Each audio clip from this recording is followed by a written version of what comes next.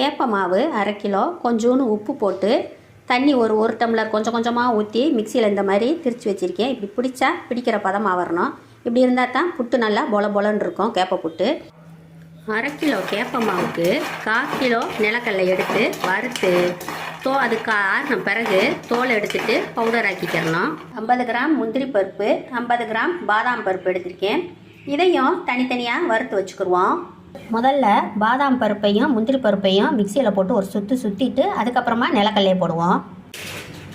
இப்படி கொஞ்சம் பருன்னு அரைச்சிக்கிட்டோம்னா தான் அது பல்லில் போடும்போது டேஸ்ட்டாக இருக்கும். இப்போ அவிச்ச கேப்ப மாவை நம்ம ஒரு இதில் போட்டுட்டு அதில் நம்ம அரைச்சி வச்சுருக்கிற பவுடரையும் போட்டுருவோம். போட்டுட்டு கலந்து விட்டுறணும்.